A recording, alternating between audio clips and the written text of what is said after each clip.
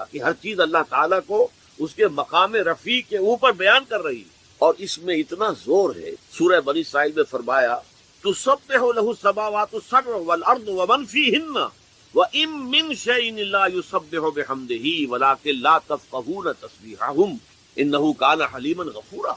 ساتوں آسمان اور یہ زمین اور جو کچھ ان میں ہے وہ اللہ کی تسبیح میں لگے ہوئے، کوئی شے نہیں ہے جو اللہ کی تسبیح اور حمد میں نہ لگے۔ وَإِن مِّن شَيْءٍ لَّا يُسَبِّحُ بِحَمْدِهِ وَلَٰكِن لَّا تَفْقَهُونَ تَسْبِيحَهُمْ، لیکن تم ان کی تسبیح کو سمجھ نہیں سکتے، جان نہیں سکتے۔ اس امت میں سے کچھ لوگ جو بیدار ہو جائیں، جو ہوش میں آ جائیں، جو جاگ جائیں، جنہیں یاد آ جائے۔ مجھے بڑا پسند ہے یہ ہمدرد کے جو پرچے بچوں کے لیے خاص طور پر جو رسالہ نکلتا ہے، اس میں آپ نے دیکھا ہوگا جاگو اور جگاؤ، جاگو اور جگاؤ، بڑی اچھی اصطلاح ہے، بڑی عام پہل۔ خود جاگو اور جو جاگ جائیں دوسروں کو جگائیں، بیدار کریں۔ جو جاگ گئے ہیں، جنہیں یہ ہوش آ گیا ہے میں مسلمان ہوں، میری ذمہ داری ہے، میں تو بحیثیت مجموعی اس امت کا فرد ہوں جو دنیا والوں کی بھلائی کے لیے برپا کی گئی، میرے ذمے تو بڑا عظیم فریضہ ہے۔ وہ فریضہ ہے کہ جو اللہ تعالیٰ اپنے رسولوں کے سپرد کرتا رہا ہے، امر بالمعروف اور نہی عن المنکر، جسے یہ ہوش آ جائے اب وہ دوسروں کو جگائے، جو جاگتے جائیں وہ ایک امت بن جائے، چھوٹی امت، جیسے آپ کہتے ہیں party with in party, state with in state, ریاست میں ریاست، پارٹی میں پارٹی، ایک بڑی امت ہے۔ 1 ارب سے زیادہ کی تعداد میں امت محمد ہے اس وقت دنیا میں صلی اللہ علیہ وسلم، لیکن سوئے ہوئے ہیں۔ کس اعتبار سے سوئے ہوئے ہیں؟ دنیا کے اعتبار سے سوئے ہوئے نہیں ہیں۔ ہر شخص اپنی بہتری کے لیے کوشاں ہے، زور لگا رہا ہے، دن رات محنت کر رہا ہے۔ دین کے اعتبار سے سو گئے، بحیثیت امت محمد جو ذمہ داری تھی اس کے اعتبار سے سوئے ہوئے۔ تو جو جاگ جائیں وہ جاگیں، آپس میں مل جل کر اس بڑی امت میں ایک چھوٹی امت بنائے۔ وَلْتَكُن مِّنكُمْ أُمَّةٌ يَدْعُونَ إِلَى الْخَيْرِ، تم میں سے ایک امت تو ایسی لازماً ہونی چاہیے جو خیر کی طرف بلائے اور نیکی کا حکم دے اور بدی سے روکے۔ اور نوٹ کیجئے آخری ٹکڑا اس آیت کا، وَأُولَٰئِكَ هُمُ الْمُفْلِحُونَ، یہ جان لو کہ صرف وہی ہوں گے فلاح پانے والے، یہ سوئے ہوئے فلاح نہیں پائیں۔ جو جاگ جائیں گے اور جگائیں گے اور جو اپنے اس فرض منصبی کو ادا کریں گے، یدعون الی الخیر ویامرون بالمعروف وینہون عن المنکر، صرف وہ ہوں گے فلاح پانے والے۔ اولئک هم المفلحون۔ آپ صدق کے دل سے دعا کیجئے، اللہم ربنا اجعلنا منہم، اے اللہ ہمیں بھی ایسے لوگوں میں شامل ہونے کی توفیق عطا۔ پہلا تمہیدی مضمون میرا ختم ہوا، ذہن میں ٹانکتے جائیے۔ خلاصہ کیا ہے؟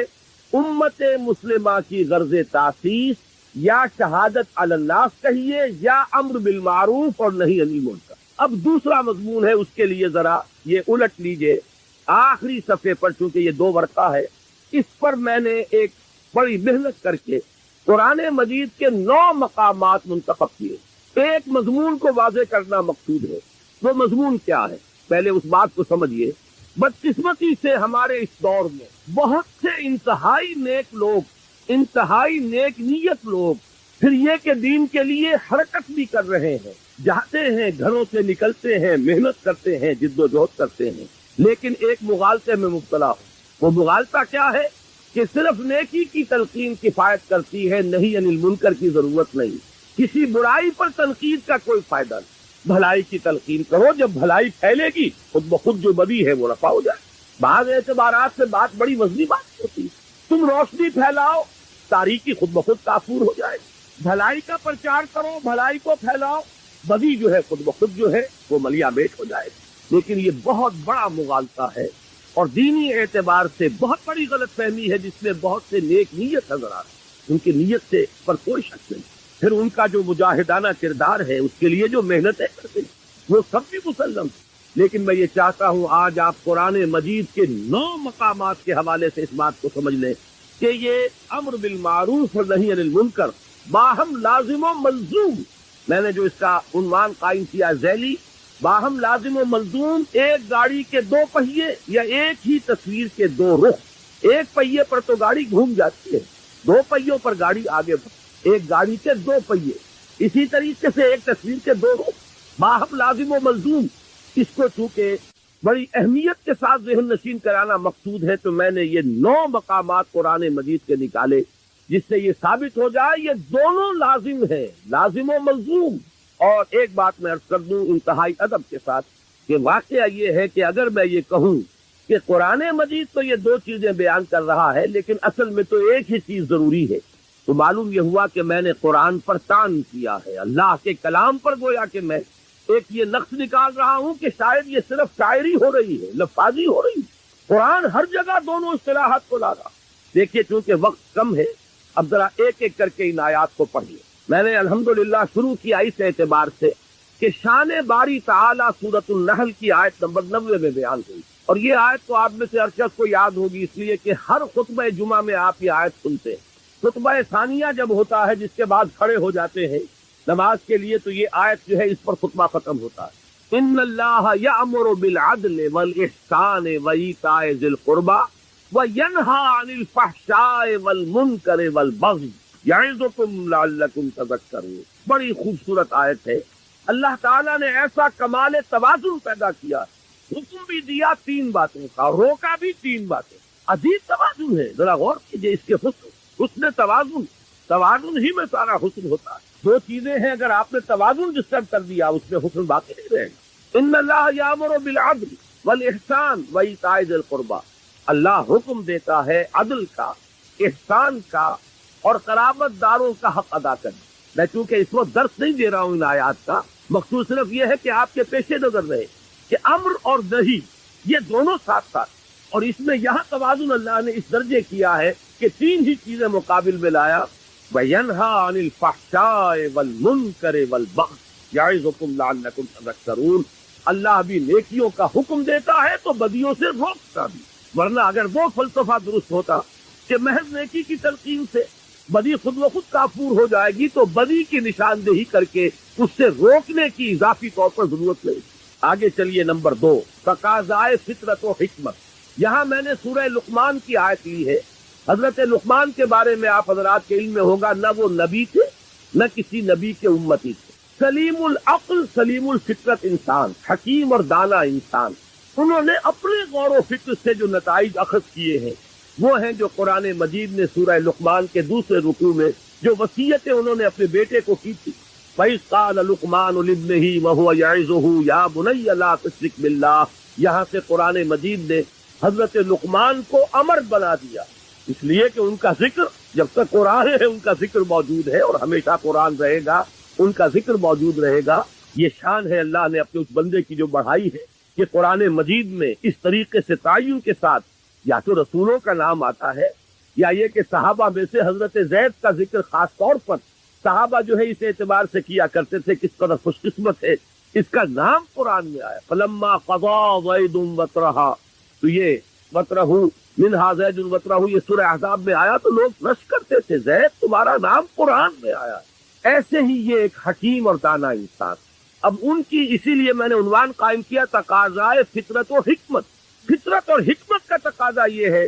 اب ان کی یہ آیت نوٹ کیجئے جو قرآن مجید میں ان کی بات نقل فرمائی گئی، یا بنیا اقیم الصلاۃ وامر بالمعروف وانہی عن المنکر واصبر علی ما اصابک ان ذلک من عزم الامور۔ اے میرے بچے، نماز قائم رکھ، نیکی کا حکم دے، بدی سے روک، اور پھر صبر کر جو تجھ پر بیتے۔ دیکھیے بڑی پیاری بات، نیکی کی تلقین پر کبھی آپ کو ریزنٹمنٹ نہیں ہو، لوگ سن لیں گے مانے یا نہ مانے، بھائی بھلا کام کیا کرو، نیک کام کیا کرو، بھائی نماز پڑھا کرو، بھائی روزہ رکھا کرو، کوئی آپ کو پلٹ کر گالی نہیں دے گا۔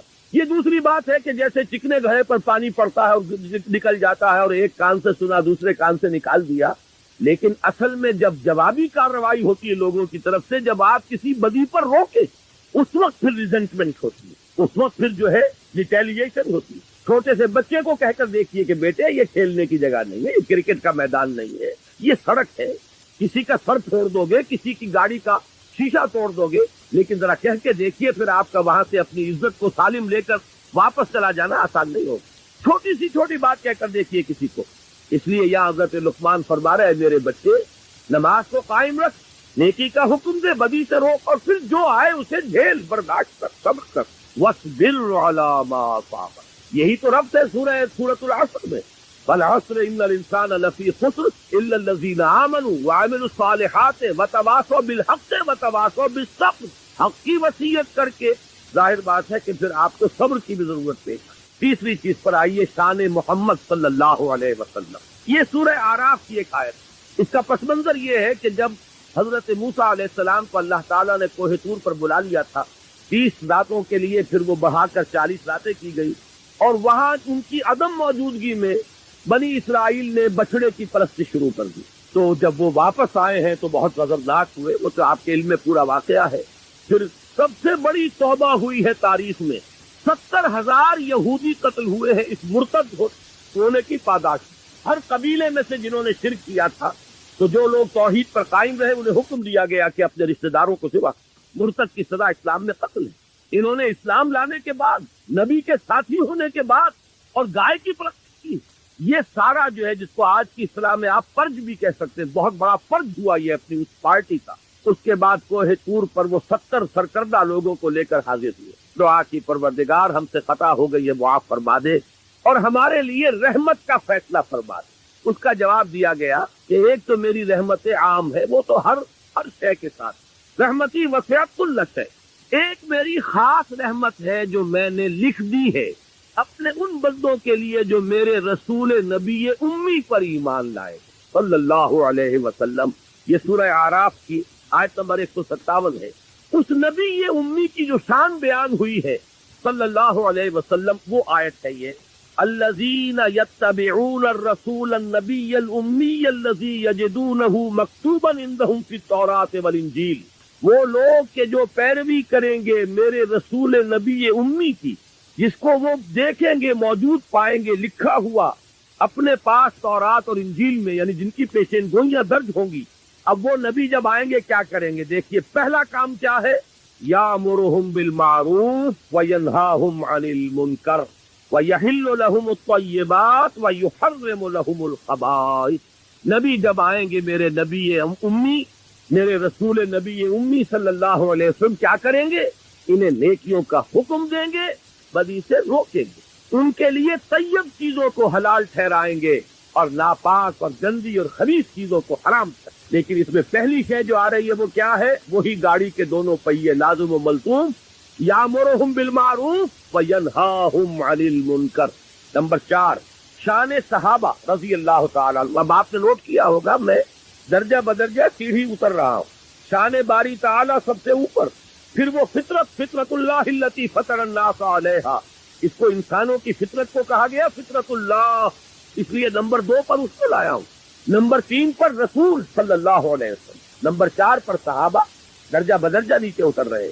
صحابہ کی شان کیا ہے؟ سورہ توبہ کی آیت نمبر 71: والمومنون والمومنات بعضهم اولیاء بعض یامرون بالمعروف وینہون عن المنکر.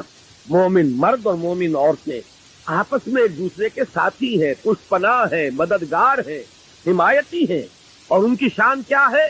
یامرون بالمعروف وینہون عن المنکر. نیکی کا حکم دیتے ہیں، بدی سے روکتے ہیں.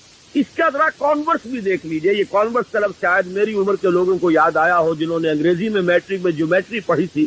ہر تھیورم کا ایک کانورس ہوتا ہے، ایک نظریہ ہے، اس کا عکس.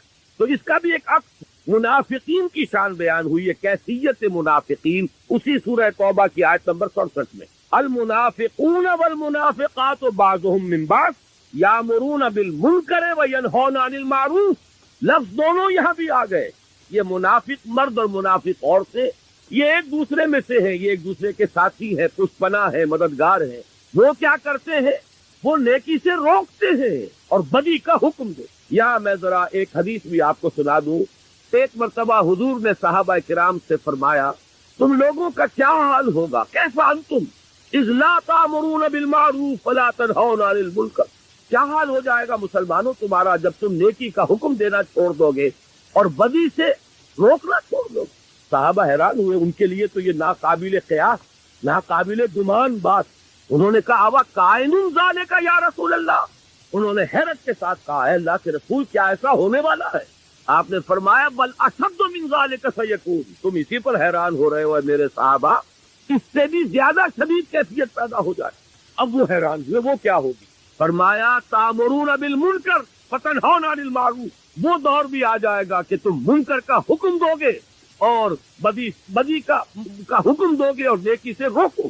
یہ وہ شان ہے منافقین کی کیفیت. گویا کہ حضور نے فرمایا ایک وقت آئے گا میری امت میں یہ نفاق عام ہو جائے. آج آپ کا معاشرہ وہی ہے. نیکی کے راستے پر چلنا بہت مشکل، بدی کے راستے کھلے ہیں، کشادہ ہے، کوئی ریزسٹنس ہے ہی نہیں. کوئی نوجوان ذرا داڑھی رکھ لے، تمام رشتہ دار، اعزاء، قریب، والدین وہ اس کے سر کو اس پر سوار ہو جائے گی. تم نے کیا کیا؟ ذرا گھر میں کوئی شرعی پردہ کر کے نافذ کر کے دیکھیے. You will be an outcast. آپ اپنے معاشرے سے نکال دیے جائیں. آپ بالکل آپ کا تعلق جو ہے وہ معاشرے سے عزیزوں سے کٹ جائے. کر کے دیکھ لی.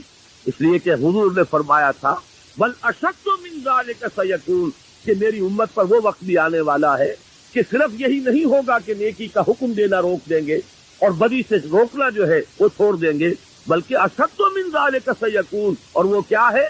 تامرون بالمنکر وتنہون عن المعروف، جو کہ اس وقت منافقین کی طرح. آگے آئیے، یہ چھٹی آیت میں ابھی آپ کو سنا چکا ہوں پہلے ہی.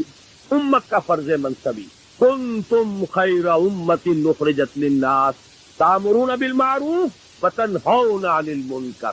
نمبر 7، دور زوال میں امت مسلمہ کے لیے سہ نکاتی لاہ عمل کا نقطہ عروج.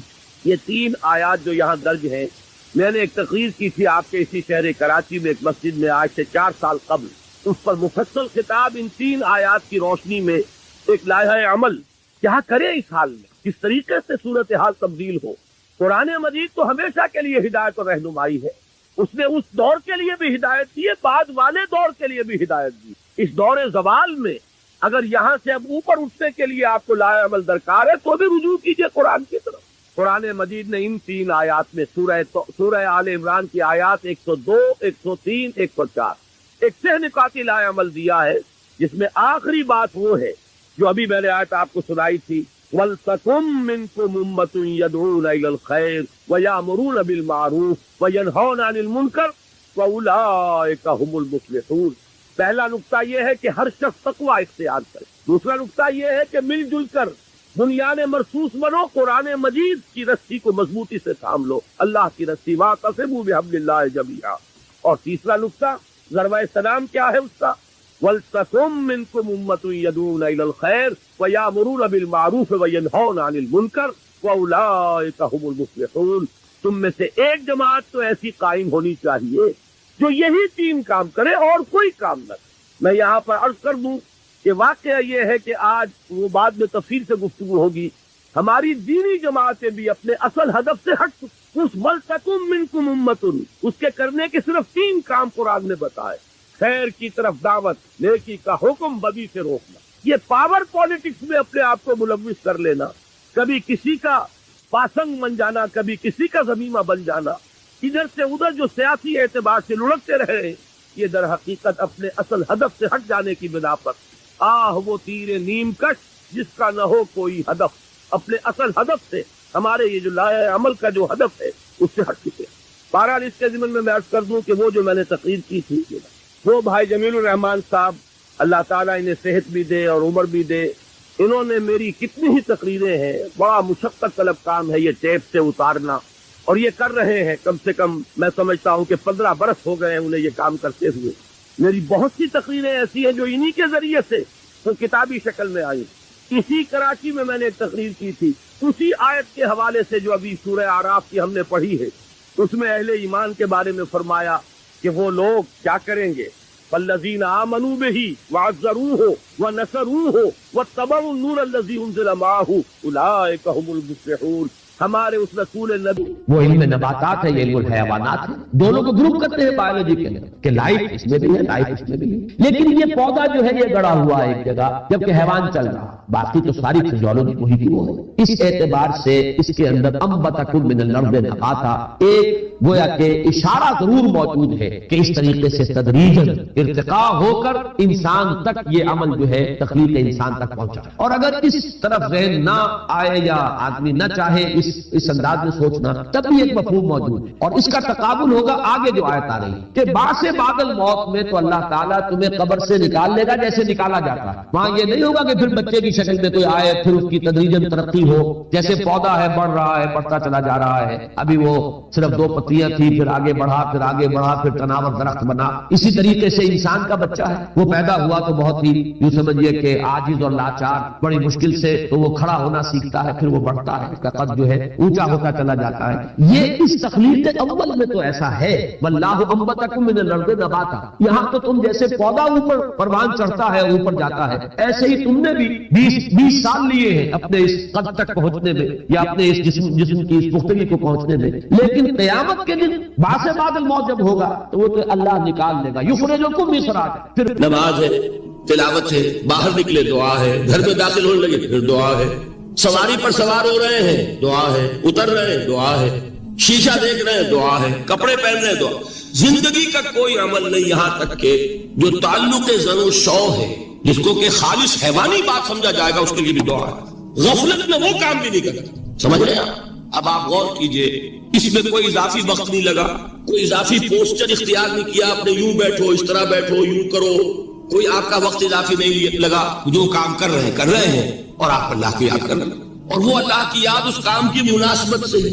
ان ادعیہ معصورہ سے دو تعلق جڑ گئے انسان کے. دعا کس سے کر رہے ہیں؟ اللہ سے. جڑا کہ نہیں؟ اور یہ الفاظ کس کے ہیں؟ محمد رسول اللہ کے. تو آپ کے دو تعلق جڑ گئے. آپ اپنی جی سے گھڑ کر دعا مانگیں گے تو پہلا تعلق ہو جائے گا، دوسرا نہیں ہوگا.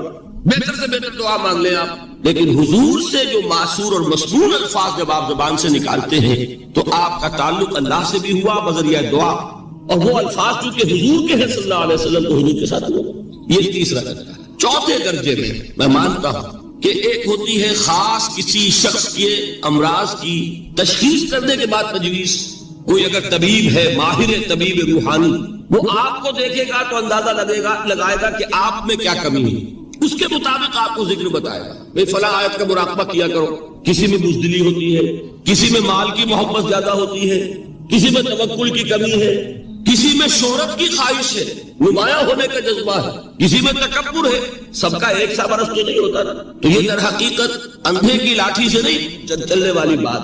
یہ تو ماہر کی کا کام ہے کہ وہ تجویز کرے کہ تمہارے لیے خاص طور پر ذکر ہے. در حقیقت ہمارے جو یہ سلسلے تھے سلوک کے، بڑے ماہر ہوتے تھے یہ لوگ، بڑے ماہر اطباء تھے.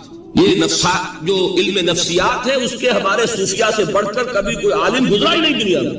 فرائیڈ کیا ہے اور ایڈلر کیا ہے اور یونگ کیا ہے، بچے ہیں ہمارے صوفیاء کرام نے جس طرح انسان کی نفسیات کو سمجھا اور وہ ان کی مناسبت سے تجویز کرتے تھے. لیکن اس کو رکھا جائے گا چوتھے نمبر پر. جیسے مولانا احمد علی صاحب فرمایا کرتے تھے بھائی اس آیت کا مراقبہ کیا کرتے.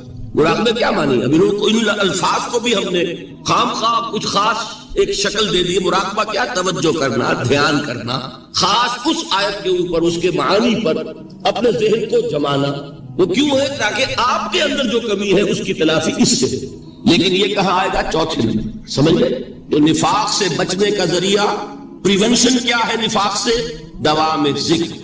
نہ تمہیں تمہاری اولاد، نہ تمہارے اموال، نہ تمہاری تجارت، نہ کاروبار اللہ کے ذکر سے غافل نہ کر سکے. پنجابی میں کہتے ہیں کہ ہاتھ کارول اور دل یاد پر. کام کر رہے ہیں آپ لیکن یہ کہ دل اللہ کے ساتھ لگا ہوا ہے. زبان تر ہے اللہ کی یاد سے. جو قرآن یاد ہے گاڑی میں آپ بیٹھے جا رہے ہیں، 2 گھنٹے آپ کو کار میں لگانے ہیں، قرآن شریف پڑھتے جائیے. اس سے بڑا ذکر کوئی. یہ ہے پریونشن. اب اگر مرض ہو جائے تو کیا؟ اس کے لیے 2 چیزیں ضروری ہیں. ایک دیکھیے عجیب ہے یہ نفاق کا علاج انفاق سے. صرف ایک الف لگانا.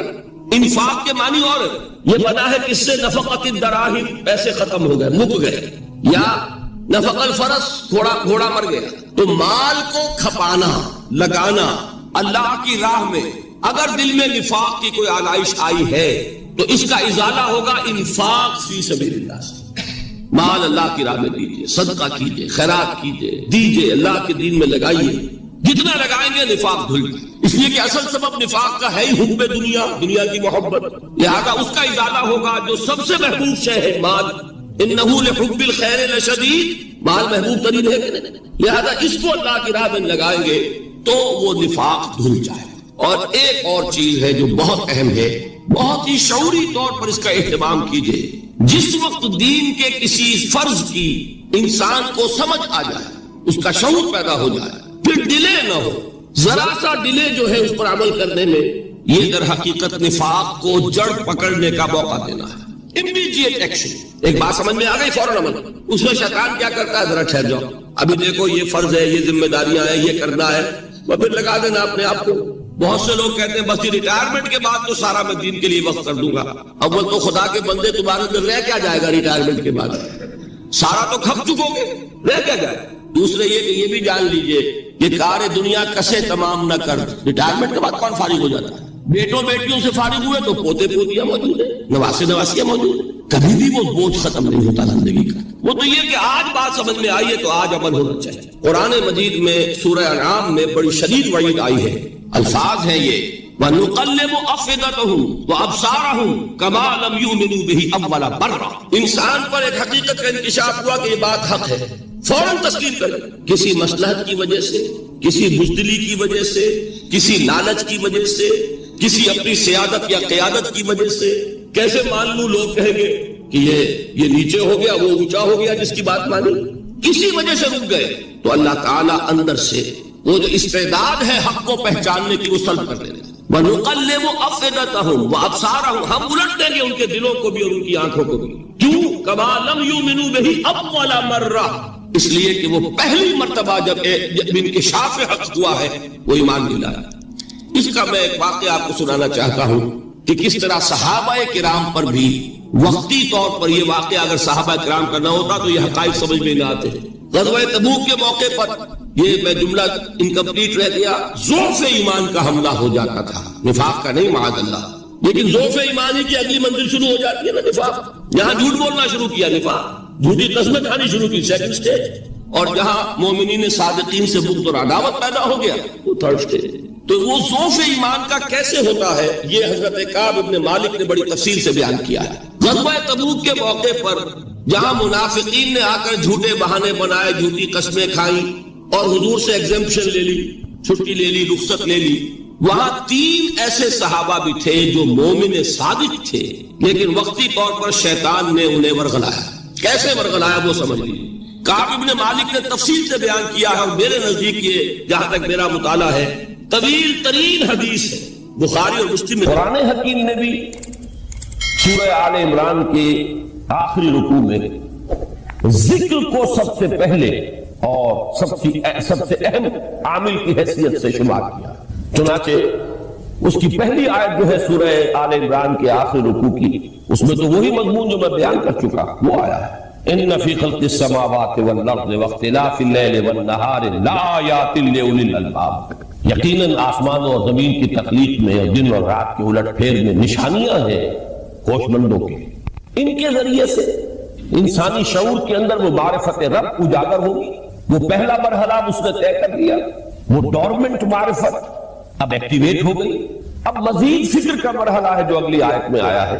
الذین یذکرون اللہ قیاما وقعودا وعلی جنوبہم وَيَتَفَكَّرُونَ فِي خَلْقِ السَّمَاوَاتِ وَالْأَرْضِ رَبَّنَا مَا خَلَقْتَ هَذَا بَاطِلًا سُبْحَانَكَ فَقِنَا عَذَابَ النَّارِ.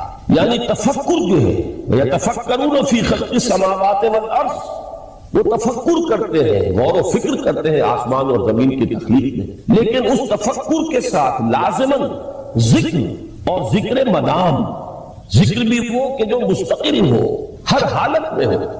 الذین یذکرون اللہ قیاما وقعودا وعلی جنوبہم، وہ لوگ کہ جو اللہ کو یاد رکھتے ہیں، اللہ کا ذکر کرتے ہیں، کھڑے ہوئے بھی، بیٹھے ہوئے بھی، اور اپنے پہلوؤں کے بل یعنی لیتے ہوئے بھی. اب ان 3 کے سوا تو کوئی پوزیشن انسان کی نہیں ہے. اسی کا نام ہے دوام ذکر. اور اس کے ساتھ اگر وہ تفکر کرتے ہیں تو ان کا فکر اگلی منزل تک پہنچتا ہے. تو پہلی شے تھی فکر انسانی کی صحیح رخ پر مزید پیش قدمی اور پیش رفت، اور اس کے لیے لازم ہے ذکر و فکر کا امتزاج. دوسری چیز کو لیجئے عمل کی درستی. اس عمل کی درستی کے لیے اللہ تعالیٰ کے ساتھ ایک گہرے تعلق کی ضرورت ہے. اس لیے کہ صبر کی بحث میں یہ مضامین شاید آپ کے سامنے آ گئے ہو کہ صبر جہاں مصیبت پر صبر ہوتا ہے، تکلیف پر صبر ہوتا ہے، اللہ کے احکام پر جمنا یہ بھی صبر ہے، نفس کی خواہشات کی باغ کو تھام کر رکھنا، کھینچ کر رکھنا یہ بھی صبر ہے، اور استقامت کسی شے پر قائم رہنا یہ بھی صبر. تو عمل صحیح پر استقامت کے لیے وَاصْبِرْ وَمَا صَبْرُكَ إِلَّا بِاللَّهِ، اس صبر کی سب سے اہم جو بنیاد ہے، اس کا جو سب سے بڑا ذریعہ ہے، اس کا جو سب سے بڑا سہارا ہے، وَمَا صَبْرُكَ إِلَّا بِاللَّهِ، اس کے لیے ضرورت ہے ایک گہرے تعلق کی کہ اللہ کے ساتھ ایک ایسا تعلق برقرار رہے جو نہ صرف گہرا ہو بلکہ دائم و قائم مسلسل. ذرا ظہول ہوگا تعلق مع اللہ میں ذرا کمی آئے گی شیطان کا وار کاری ہو جائے گا. اسی کو حضور نے حدیث میں یوں تعبیر کیا ہے تمثیلاً کہ جو دل اللہ کی یاد سے غافل ہے اس پر فارسی کا وہ مقولہ بھی ہے کہ خانہ خالی را دیو بھی گیرت، گھر خالی رہے تو جنات اس پر دیو جو ہے آ کر قبضہ جما لیتے ہیں. تو خانہ خلق قلب جو ہے اگر یاد خدا بندی سے خالی ہو گیا تو شیطان ابلیس لعین اپنی تھوتنی ٹکا دیتا ہے. یہ لفظ آتا ہے سور کے منہ کے لیے تھوتنی، جس طرح اس کا نکلا ہوا سا منہ ہوتا ہے آگے، تو یہ لفظ استعمال کیا گیا کہ وہ اپنی تھوتنی انسان کے دل پر جما کر اور پھوکے مارنی شروع کر دیتا ہے. تو شیطان کو موقع ہی کب ملتا ہے جب انسان کے تعلق مع اللہ کے اندر کمی، وہ خانہ بالکل خالی ہو گیا ہو یا اتنا ضعیف ہو گیا ہو کہ کل عدم ہو جائے، گویا کہ نہیں. تیسری چیز کی طرف آئیے، روحانی ترقی. روحانی ترقی کے لیے میں ایک اصطلاح کے سامنے لا رہا ہوں. اس سے مراد کیا ہے؟ روحانی ترقی کے لیے ہماری دینی اصطلاح ہے تقرب الی اللہ، اللہ سے قریب تر ہوتے چلے جانا. اس پر میرا ایک کتابچہ بھی ہے. تقرب الی اللہ کے دو مدارج، دو درجے، جو در حقیقت ایک حدیث نبوی علیہ الصلوۃ والسلام ہی پر مبنی ہے کہ حضور نے ایک درجہ قرار دیا ہے تقرب بالفرائض، فرائض کے ذریعے سے انسان اللہ کے قرب حاصل. ایک ہے تقرب بالنوافل، نوافل کے ذریعے سے اللہ کا قرب حاصل ہے. ان میں کیا نسبت و تناسب ہے؟ اہمیت کے اعتبار سے کون بڑھ کر ہے، بلندی کے اعتبار سے کون بڑھ کر ہے، یہ تمام مسائل میں نے اپنی اس تقریر میں بیان کیے تھے جو اس کتاب میں شائع ہوئی ہے. اس وقت میں اس کی تفصیل میں نہیں جا رہا، صرف یہ تذکرہ اس لیے کر رہا ہوں کہ جن کو بھی خواہش ہو جائے وہ اس کا مطالعہ کرے. ہماری اس وقت کی گفتگو سے وہ کتابچہ اس جگہ پر منسلک ہوگا. تو تقرب الی اللہ، یہ تقرب کوئی فزیکل فینومینن نہیں ہے، جسمانی یا مادی مسئلہ نہیں ہے. اللہ سے قرب یہ نہیں ہے کہ کوئی کروڑوں میل کا فاصلہ ہے، اب ہمیں کوئی رسی پر چڑھنا ہے اوپر بڑی محنت اور مشقت سے. فصل تو ہے ہی نہیں، فاصلہ ہے ہی نہیں، موڈ ہے ہی نہیں. نحن اقرب الیہ من حبل الورید، ہم تو انسان سے اس کی شہرگ سے بھی زیادہ قریب. ہوا معکم اینما کنتم، وہ تو تمہارے ساتھ ہی ہوتا ہے جہاں کہیں بھی تم ہو. بس صرف یہ کہ تمہاری توجہ نہیں ہوتی، تم اور چیزوں میں مشغول و مصروف رہتے ہو، تم ہماری طرف دھیان ہی نہیں دیتے، تم ہماری طرف متوجہ ہی نہیں ہوتے. ہم تو مائل بے کرم ہے، کوئی سائل ہی نہیں، راہ دکھلائیں کسی رہنم منزل ہی نہیں. انسان جب متوجہ ہو جاتا ہے اور بڑھتا ہے، آگے پیش قدمی کرتا ہے روحانی اعتبار سے، تو یہ ہے در حقیقت تقرب الی اللہ.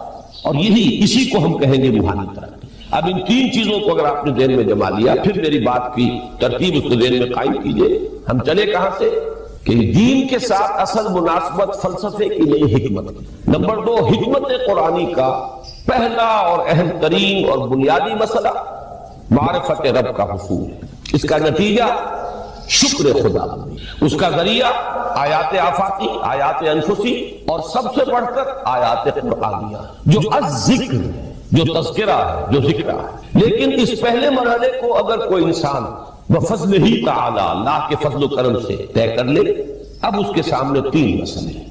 فکر کی مزید پیش قدمی صحیح رخ پر، اس کے لیے ذکر اور فکر دونوں کا امتزاج لازم. فقر قرآن اختلاط ذکر و فکر. الذین یذکرون اللہ قیاما وقعودا وعلی جنوبہم ویتفکرون فی خلق السماوات. دوسری شے عمل کا درست رہنا، نہ افراط و تفریط ہو، عدم توازن ہو، نہ انسان نفس سے مغلوب ہو جائے، نہ انسان جذبات کی رو میں اندھا ہو جائے، نہ انسان ماحول سے مروب ہو کر متاثر ہو. صحیح رخ پر اس کا عمل. نمبر 3، روحانی ترقی جو اصل حاصل ہے، جو اصل مقصود ہے. نمبر 2 چیز کے لیے تعلق مع اللہ ضروری، نمبر 3 کے لیے تقرب